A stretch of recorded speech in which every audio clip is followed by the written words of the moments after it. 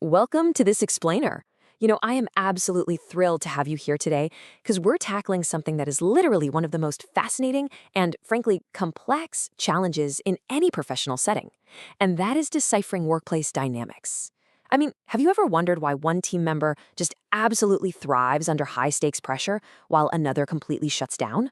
Or why certain brilliant strategies fail simply because of the people executing them? Well, today, we're going to break down the science of exactly why people do what they do at work. We're mapping out the whole shebang, from the raw genetics of your personality all the way up to the global cultural values that shape massive multinational corporations. Okay, let's dive into this. Take Iceland Foods Group, for example. They didn't become a dominant force in the UK simply by having better food or cheaper prices. No way. They became one of the hottest retailers by obsessing over employee motivation, skill development, and role perceptions. And this proves a really critical point right out of the gate. Understanding the individual behavior of your workforce, it isn't just some HR checkbox. It is a massive, quantifiable competitive advantage.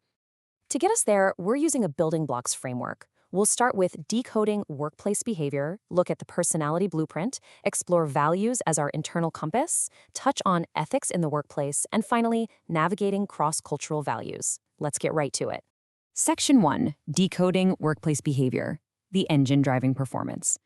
We really have to start here because individual behavior is the core engine of any organization. Without it, well, nothing moves forward. So, to understand this engine, we use something called the Mars model. This is the absolute foundation for analyzing why people do what they do at work. It lays out the 4 direct drivers of individual behavior and results. Basically, if someone is succeeding or if someone is failing, the answer is hiding somewhere inside this model. Right, so what does Mars actually stand for? It breaks down into motivation, ability, role perceptions, and situational factors. Motivation is the direction, intensity, and persistence of your effort. Ability represents the actual skills and knowledge you possess. Role perceptions, that's how well you understand your tasks and priorities.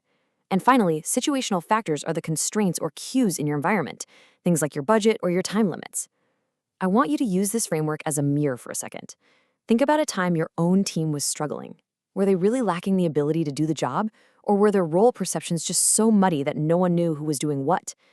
Often, we jump to blame motivation when it's really just a simple lack of role clarity.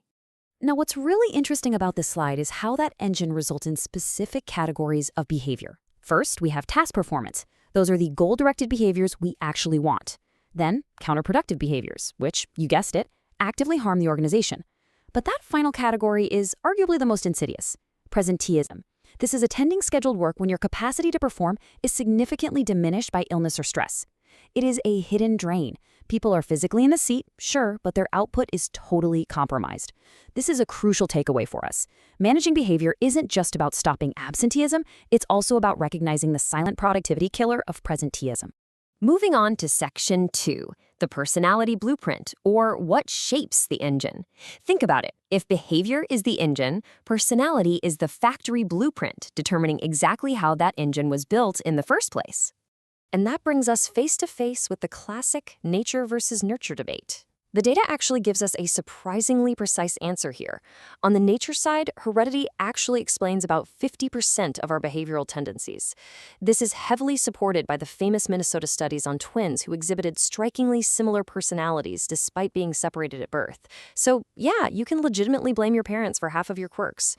Meanwhile, on the nurture side, socialization, learning, and our own executive functions steer our behavior as we grow. Ultimately, your personality is a 50-50 split between your genetics and your life experiences. So the crucial point here is, how do we actually measure this blueprint?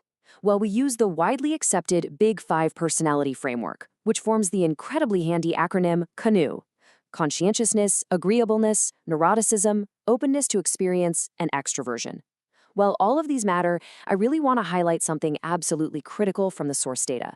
Conscientiousness, which is being organized and dependable, along with low neuroticism, meaning high emotional stability, are the absolute strongest predictors of performance across almost all occupations. Now, this brilliantly illustrates a common workplace paradox. Take the Myers-Briggs Type Indicator, the MBTI. It measures Jungian types, introversion versus extroversion, thinking versus feeling. It is immensely popular in business. Odds are you've probably taken it. However, while it's an excellent tool for self-awareness and team building, it is actually a remarkably poor predictor of actual job performance or leadership capability.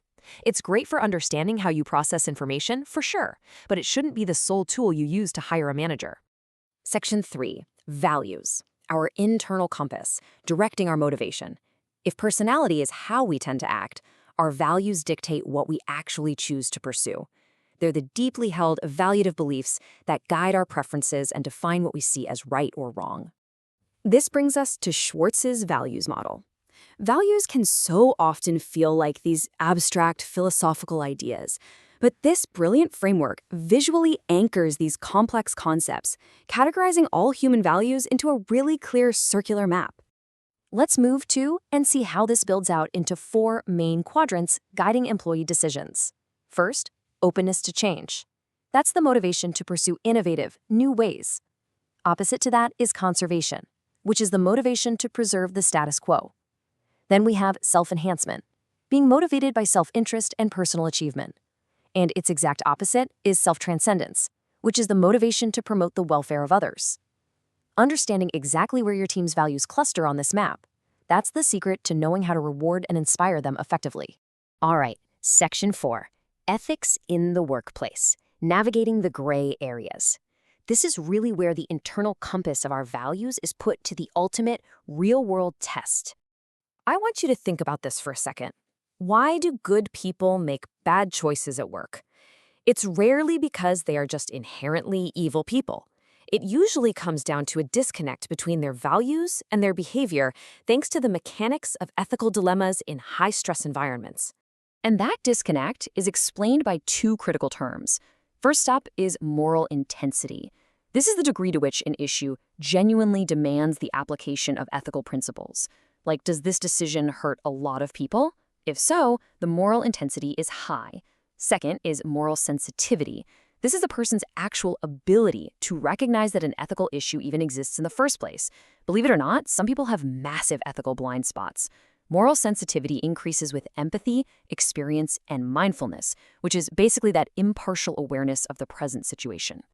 So how do we foster that kind of mindfulness? Well, organizations have to take practical steps to support values-consistent behavior. You can't just cross your fingers and hope people do the right thing. You literally have to build systems for it. This includes having a crystal-clear corporate code of ethics, rigorous investigation systems, anonymous ethics hotlines, and dedicated ethics ombudspersons. These tools are what keep values salient and obvious in the day-to-day grind. Zooming out to Section 5, Navigating Cross-Cultural Values, the macro environment. We've talked a lot about the individual, but how do all these traits translate when you're operating across global borders? Okay, let's kick off a rapid-fire sequence of cultural contrasts, starting with individualism versus collectivism. Cultures with high individualism, like the USA and Denmark, prioritize personal freedom, control over themselves, and being appreciated for their unique qualities. In stark contrast, cultures with high collectivism, like India and Taiwan, place a massive premium on group membership and keeping harmonious relationships within that group. You simply cannot manage these 2 types of teams using the exact same incentive structures. It just won't work. Next, let's look at how different cultures view hierarchy, which is known as power distance. In high-power distance countries, like Malaysia and Japan, people actually prefer formal rules and are totally comfortable receiving commands from superiors to resolve conflicts. But over in low-power distance countries, like Denmark and Israel, employees expect relatively equal power sharing. They view their relationship with the boss as one of interdependence, not total dependence. And completing our cultural contrast is uncertainty avoidance. High uncertainty avoidance cultures, such as Greece and Belgium, feel deeply threatened by ambiguity. They demand structured situations and very direct communication.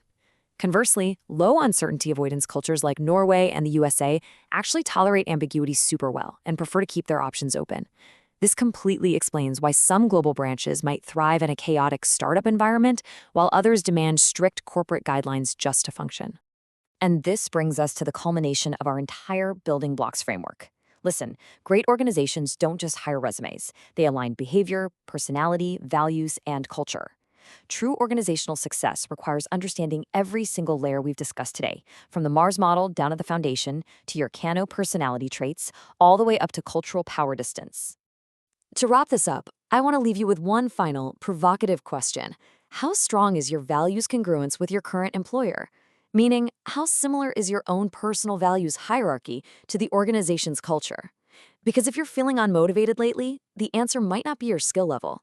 It might simply be that your internal compass is pointing in a completely different direction than the company you work for. Thank you so much for joining me for this explainer. I really hope it gave you a powerful new lens to understand your team, your colleagues, and, of course, yourself.